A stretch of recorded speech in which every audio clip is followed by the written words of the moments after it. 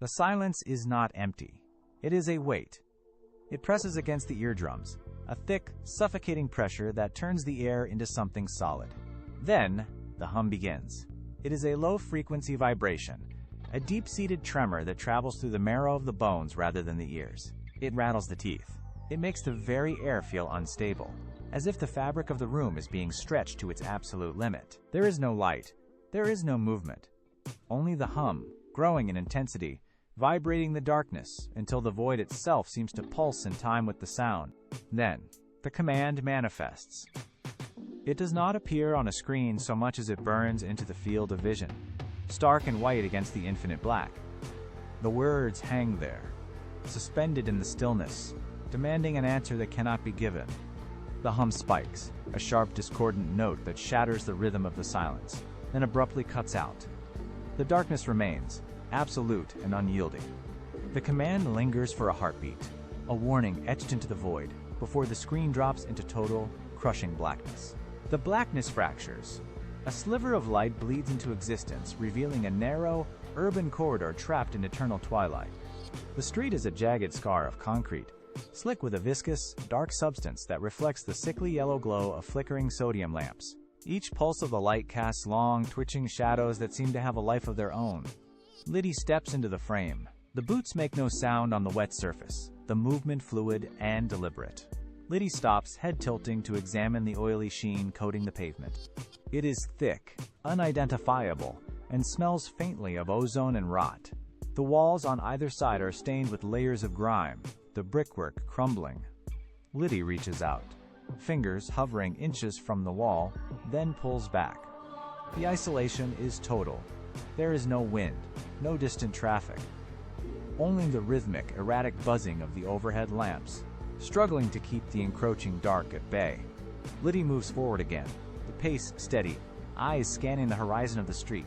Every step leaves a faint, dark imprint in the sludge. A cold, unnatural fog rolls in from the periphery, spilling across the pavement like liquid smoke. It clings to the ground, swirling around Liddy's ankles, heavy and damp. With every step, the visibility narrows. The sodium lamps ahead are reduced to dim, hazy halos, struggling to pierce the thickening gray veil. Liddy moves forward, the pace measured, yet the air grows denser, harder to push through.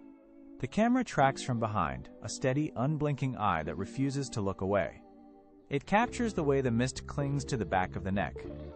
Liddy stops, turning slightly, but the fog has already erased. The path just traveled. The street behind is gone. Liddy reaches out a hand, fingers brushing against the cold, wet air, searching for a solid boundary that no longer feels real. Liddy turns back to the path ahead, shoulders hunched against the encroaching chill, and resumes the walk. Liddy pushes forward, boots striking the concrete with a sharp, hollow slap. The sound should dissipate into the fog, but it lingers, bouncing off unseen walls in the distance. Liddy takes another step. A beat follows. Then, a second sound ripples through the air. A soft, wet thud, slightly delayed, echoing the first. Liddy halts. The silence rushes back, thick and suffocating. Liddy waits, head angled, listening to the pulse of the street. Nothing, just the low hum of the lamps. Liddy resumes, walking with a deliberate, uneven gait to test the space. Left, right, left, right. The pattern is clear. A fraction of a second after every impact, a second rhythm mirrors the movement. It is not an echo. It is too heavy, too deliberate, and it lacks the sharp decay of a natural sound. Liddy stops abruptly, pivoting on a heel. The second sound continues for one beat too long, dragging against the pavement before cutting off. The synchronization is broken, then instantly reset. Something is moving in the rhythm of the walk, tethered to the movement, waiting for the next step to fall. The second rhythm vanishes, leaving a vacuum of sound that feels heavier than the noise itself. Liddy stands perfectly still, chest rising and falling in a jagged, uneven cadence. The air is frigid, biting at exposed skin, yet the sweat on Liddy's forehead turns to ice. Every muscle is locked, a statue in the center of the desolate corridor. The sodium lamps overhead flicker, casting long, erratic shadows that dance across the slick, viscous pavement. Liddy tries to inhale, but the air is thin, tasting of ozone and stagnant water. The silence is not merely an absence of noise, it is a presence, a physical weight pressing against the eardrums. Liddy tilts the head, straining to catch a hint of movement, a scrap of sound, anything to break the stillness. Nothing. Then, the world narrows down to a single point of focus. A whisper, cold and intimate, brushes against the inner ear, bypassing the air entirely to resonate directly within the skull. "Don't look back," the voice commands, sharp and devoid of warmth, no matter what you hear. The warning hangs in the frozen air, vibrating with a malice that defies logic. Liddy's eyes widen, fixed on the impenetrable fog ahead. The command is a tether, pulling tight. The urge to turn is a physical ache in the neck, a desperate instinct fighting against the paralyzing dread. Liddy remains motionless, the warning echoing in the silence, turning the street into a cage of absolute, suffocating restraint. The warning lingers, but the instinct to move overrides the fear. Liddy takes a tentative step, then another, the pace accelerating as the silence begins to hum with an electric charge. Ahead, the sodium lamps overhead shudder. They do not merely flicker, they pulse. A violent, rhythmic strobe of sickly yellow light washes over the corridor, timed to a beat that Liddy cannot hear but clearly feels. Each flash forces Liddy to blink, the sudden brightness stinging the eyes, and turning the fog into a wall of solid, shifting gold. Liddy breaks into a brisk walk, the boots slapping hard against the slick, viscous ground. The lights are signaling, a frantic code that dictates the speed of the journey. As Liddy reaches the threshold of each lamp, the light intensifies, glowing with a heat that radiates against the skin. Liddy shields their face, head ducked, pushing forward into the blinding rhythm. The street is no longer a path. It is a gauntlet. The faster Liddy moves, the more erratic the pulses become, as if the corridor itself is reacting. The rhythm of the lights begins to bleed into the structure of the street itself. As Liddy pushes forward, the brickwork of the buildings on either side starts to groan. It is a slow, grinding sound, like tectonic plates shifting beneath the pavement. Liddy glances to the left, and the wall is no longer vertical. It leans inward at an impossible angle, the mortar lines stretching and blurring as if the entire structure is made of wet clay. Liddy stumbles, reaching out a hand to steady their balance against the masonry. The surface gives way, not like stone, but like a membrane, rippling under the touch. The corridor is narrowing, the space between the buildings constricting with every stride. Liddy pulls their hand back, heart hammering against ribs, and looks ahead. The road is curving upward, defying gravity, rising into the fog until the horizon line is lost in a vertical climb. The geometry of the world is fraying. Corners that should be 90 degrees now fold into sharp, jagged points. Liddy tries to find a straight line, a reference point, but the architecture continues to warp. The ground beneath their boots feels soft, unstable, as if the very foundation of the city is dissolving. Liddy is no longer walking on a street. They are navigating a shifting, collapsing cage. The warping of the walls is only the beginning. As Liddy navigates the jagged, folding corridor, the light sources fail to cast shadows that match the objects creating them. A trash bin stands to the right, yet its shadow stretches long and thin across the path, reaching toward Liddy like a grasping hand. Liddy stops, breath hitching, and watches as the dark shape detaches from the bin. It slides across the pavement with a fluid, liquid motion, unmoored from the physical world. Liddy steps back, but the shadow mimics the movement, lunging forward to pool around their boots. There is no source for this darkness. It is an independent entity, a stain on the ground that grows and retracts at will. Liddy tries to skirt the edge of the patch, but another shadow, cast by a non-existent lamp, stretches out from the wall and blocks the way. These silhouettes are not mere absences of light. They are active, reaching, and hungry. They stretch across the ground in impossible directions, crossing over one another to form a web of ink that pulses in time with the distant, unseen heartbeat. Liddy is forced to weave through the gaps, dodging the encroaching blackness. Every time a shadow touches the pavement, the ground ripples and the air grows colder. The shadows recede as quickly as they appeared, leaving a silence so profound it rings in the ears. Liddy stands motionless, waiting for the next movement, but the air itself begins to vibrate.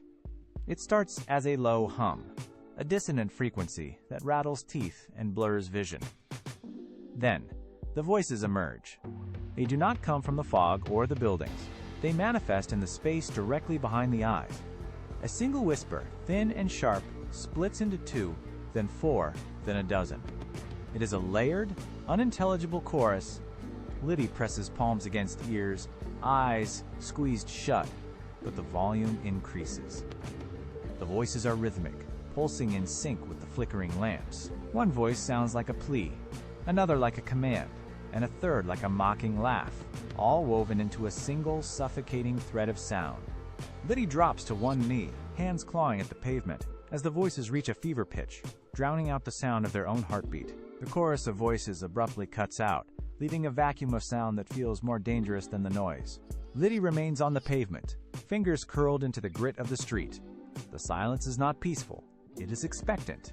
Liddy pushes up, legs shaking, and leans against a brick wall that feels unnaturally soft. Like damp cardboard, the surrounding fog has thickened, pressing against the skin with a weight that makes movement difficult. Liddy tries to inhale, but the air is so biting it burns the throat. Each breath escapes in a ragged white plume, hanging in the air for seconds before the fog consumes it. The camera moves in, closing the distance until the lens captures the rhythmic, violent heaving of Liddy's chest. Every exhale is a visible marker of terror, a series of short, frantic bursts that cloud the frame. Liddy's jaw is locked, teeth chattering against the cold, while the shoulders rise and fall in a desperate, uneven cadence.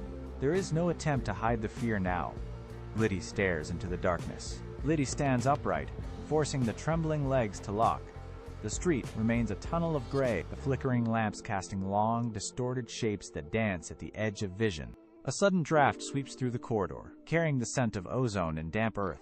Liddy turns, searching for a way out, but the alleyway seems to have elongated, the far end swallowed by an impenetrable wall of mist. The silence is broken by a sound that is not a sound, but a vibration against the skull. It is the whisper, returning with a clarity that cuts through the fog like a blade. It is sharper now, focused and intimate. "You are getting closer," the voice hisses, the words vibrating in the inner ear. Liddy freezes, eyes darting to the dark windows above. The whisper continues. Colder than the air, it can see you. The message lands with the weight of a physical blow.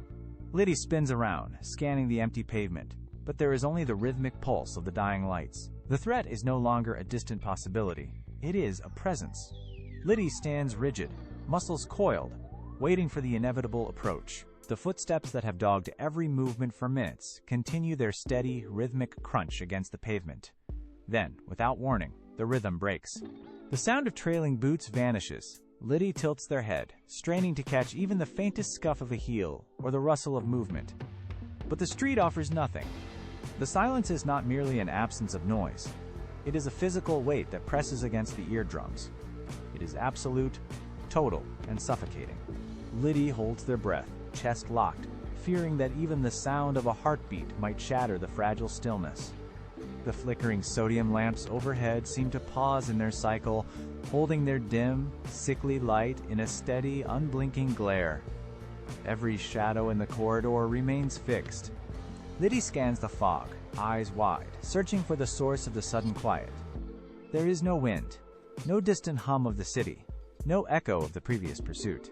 Liddy takes a single, tentative step forward, the sound of their own boots striking the ground echoing with unnatural clarity. Still, nothing follows. The silence holds. Liddy exhales, a thin plume of vapor dissipating into the stagnant air.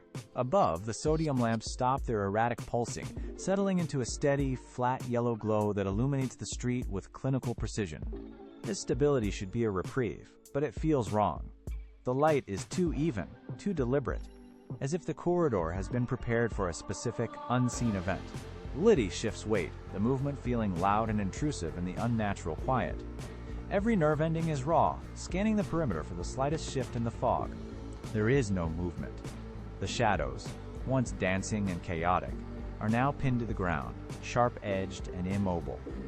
Liddy takes another step, then another, the rhythm of their own movement, the only sound in the vast hollow space.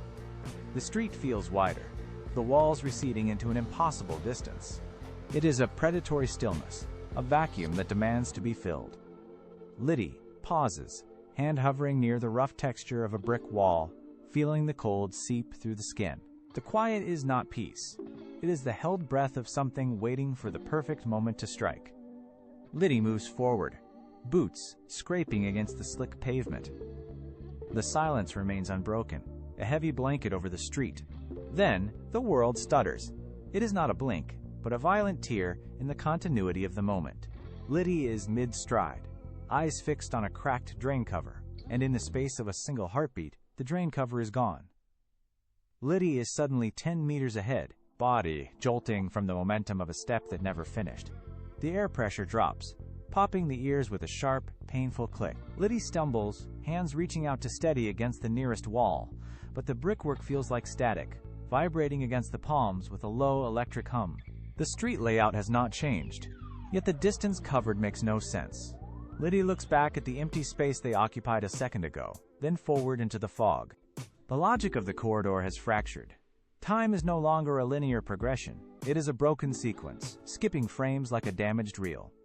Liddy stands in the center of the road, heart hammering against ribs, realizing that the path ahead is no longer governed by the rules of the world they once knew. Liddy tries to find a straight line, but the horizon is no longer flat. The street ahead begins to tilt, the pavement rising at an angle that defies gravity. Liddy plants a foot, but the ground shifts beneath the sole, feeling like soft, yielding rubber. To the left, the brick walls of the corridor begin to bend inward, the mortar lines stretching and snapping like over-tightened wires. The buildings are folding, the windows narrowing into slits.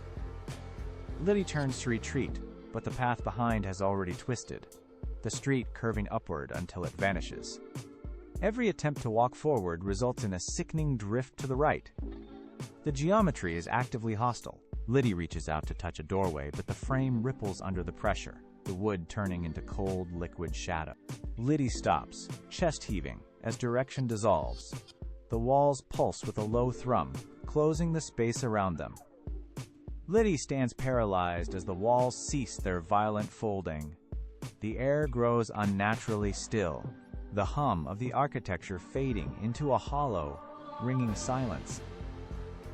Ahead, the thick, swirling fog begins to peel away in long, ragged strips. It reveals a stretch of pavement that should be empty, but is not. A silhouette stands in the far distance, perfectly vertical against the warped horizon. It does not sway with the wind. It does not shift with the ground. It is an anchor of absolute dread. A void in the shape of a person that refuses to dissipate. Liddy blinks, the eyelids heavy and trembling, hoping the figure is a trick of the failing light. When the eyes open, the silhouette is still there, darker than the surrounding gloom, carved into the very fabric of the street. It is motionless, yet it exerts a gravitational pull that makes the air feel thick and difficult to inhale. Liddy takes a tentative step, but the figure remains fixed, a sentinel of the impossible. The distance between them feels both vast and shrinking, a bridge of terror that cannot be crossed. Liddy stares, unable to look away, as the realization sets in. The environment has stopped its shifting because it has found its center. The dread is no longer a feeling, but a physical weight, pinning Liddy to the spot. Liddy remains locked in place, eyes fixed on the distant silhouette that refuses to move. The seconds stretch, each one heavier than the last. Then, the ambient hum of the streetlights cuts out completely. The silence is not just an absence of sound, it is a physical pressure against the eardrums. Liddy strains to hear any movement from the figure ahead, but the distance remains absolute, a void that defies traversal. Then, the air behind Liddy changes. It grows damp, heavy with a scent of stagnant water and decay. A sound emerges, low and rhythmic, cutting through the stillness. It is ragged, wet breathing, the sound of lungs struggling to draw air through a constricted throat. It is not coming from the silhouette in the distance. It is coming from the space directly behind Liddy. The rhythm is uneven, a wet, rattling wheeze that pulses in time with the thumping in Liddy's own chest. Liddy stops breathing, trying to isolate the sound, but it persists, growing louder and more distinct. It is far too close. The proximity is a violation of the physical space. Liddy feels the temperature drop as the breath hits the back of their neck, cold and sharp. The entity is within arm's reach. The cold breath on the nape of the neck acts like a spark. Liddy does not turn. The instinct to look back is crushed by a sudden, violent surge of adrenaline that overrides every other thought. Liddy lunges forward, boots slamming into the slick pavement with a frantic, uneven rhythm. The silence of the street is shattered by the sound of their own lungs, gasping for air that feels too thin to support the effort. Liddy pushes off the ground, legs pumping, muscles burning with the sudden transition from total stillness to maximum exertion. The heart hammers against the ribs, a frantic, syncopated drumbeat that echoes off the surrounding walls. Every stride is a desperate attempt to put distance between themselves and the wet, rattling wheeze that now seems to be chasing them. Liddy does not look back, eyes locked on the blurred, shifting path ahead.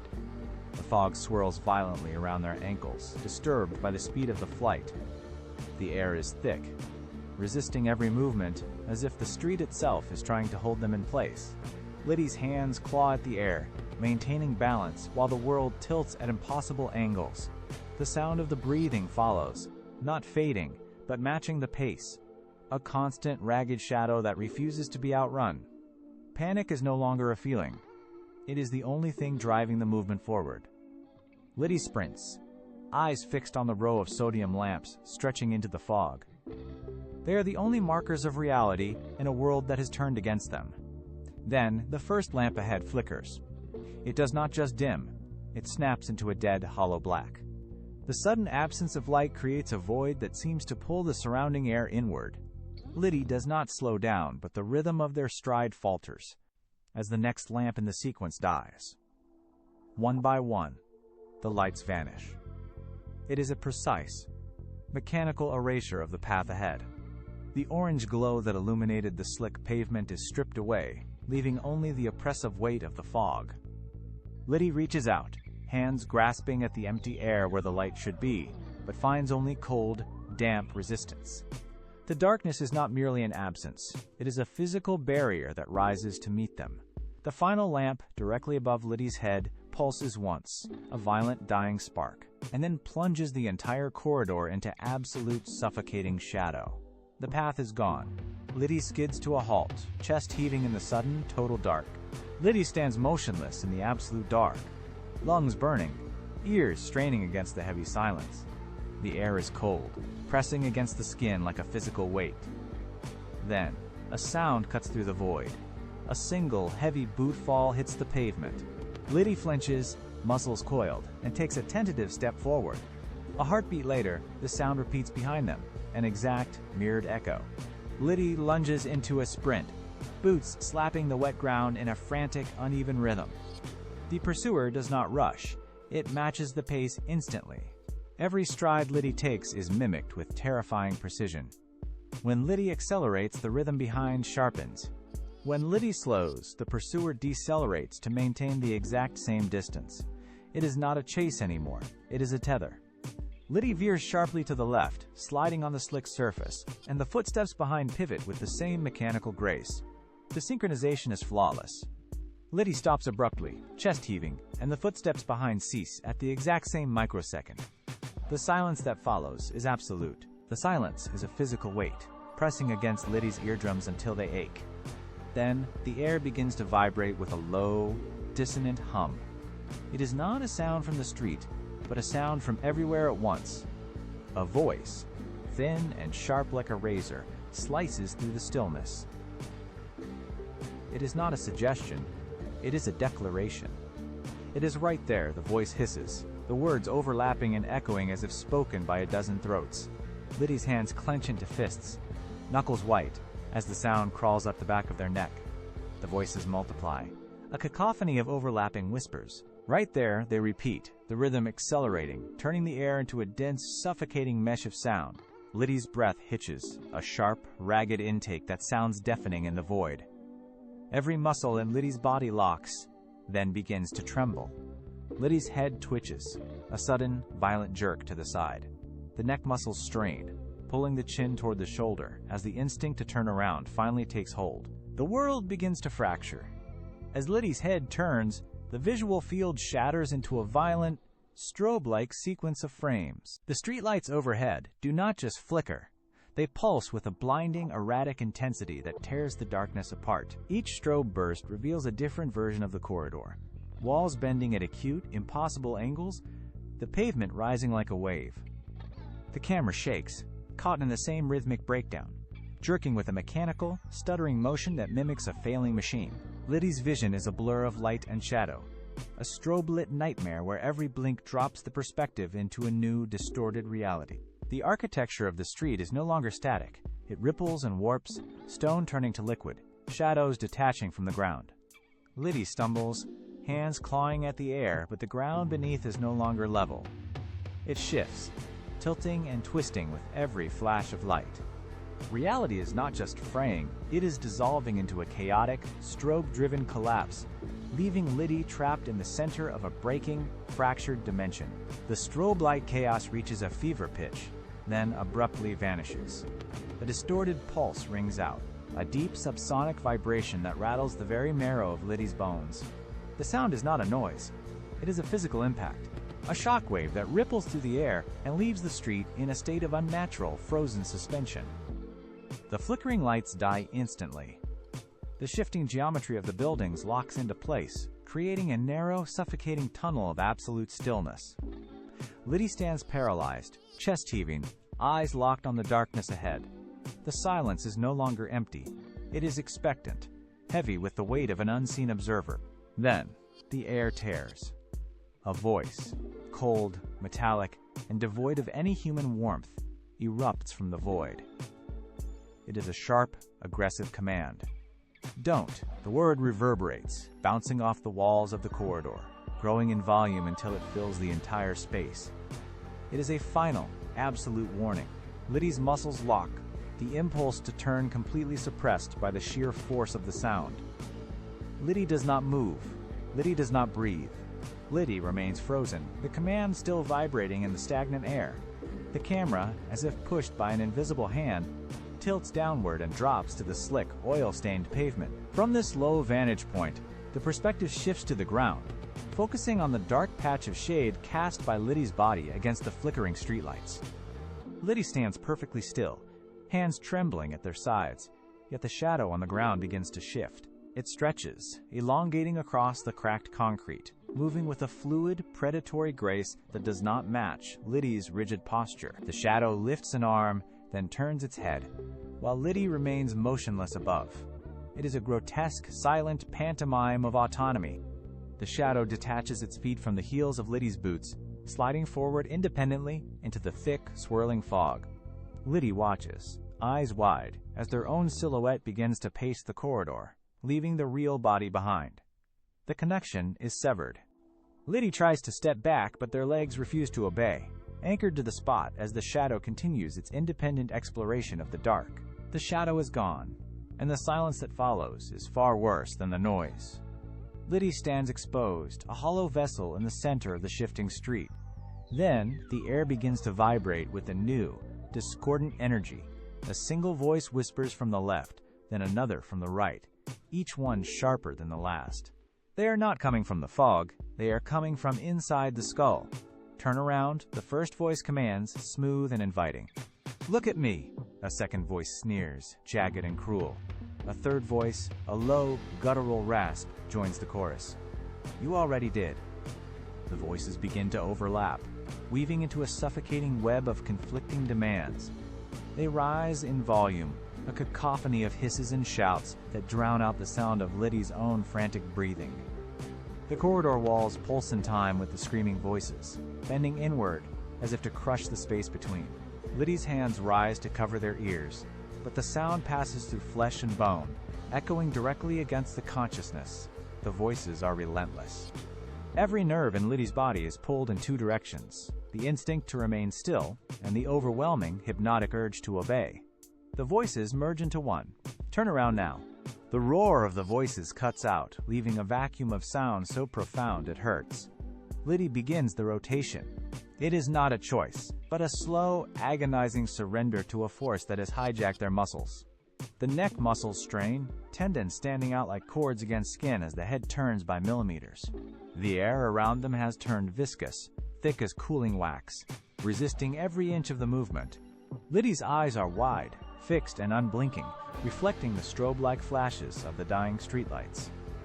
The camera tracks tight, hovering inches from the face, capturing the frantic, shallow gasps of breath that hitch in the throat. With every fraction of a degree, the geometry of the street behind them warps further, walls folding like paper, shadows bleeding into the light. The face is half-turned now, the pupil of the visible eye dilating until the iris is swallowed by darkness. The world stops. The final degree of the rotation is a bridge between worlds. Liddy's neck muscles reach their limit, the skin pulling tight, the jaw locked in a silent, jagged line of pure terror. The camera pushes in, closing the distance until the texture of the skin and the frantic pulse in the temple are the only things left in the frame. The world is a blur of distorted light and static, a visual scream that reaches its peak. Then, the reality of the street simply snaps. There is no transition, no fade. The image is severed, cut with the precision of a guillotine. The screen turns to absolute, suffocating black. The silence that follows is not empty. It is heavy, pressing against the eardrums like deep water. The environment, the fog, the flickering lamps, all of it is erased in a single heartbeat. In the void, the sound of breathing stops. A single, cold whisper emerges from the darkness, intimate and final, vibrating with a tone that suggests a transgression beyond repair. You weren't supposed to. The absolute blackness lingers, then slowly yields to a faint, sickly luminescence. The street returns. It is the same corridor, the same slick pavement, the same flickering sodium lamps casting long, distorted shapes against the brickwork, but the space is hollow. Liddy is gone, vanished, as if they had never walked these stones. The silence here is different now. It is the silence of a room that has been scrubbed clean of a presence. The fog drifts in, swirling in lazy, rhythmic patterns that suggest a deliberate, predatory intelligence. The streetlights pulse once, twice, a low-frequency hum vibrating through the ground, resetting the stage. Then, from the far end of the corridor, where the fog is thickest, a shape begins to coalesce. It is a silhouette, static and motionless at first, before it takes a single, measured step forward. The rhythm of its movement is identical to the one that came before. The cycle has reset. The architecture of the street begins to warp in anticipation, the walls bending at impossible angles as the new arrival moves deeper into the trap.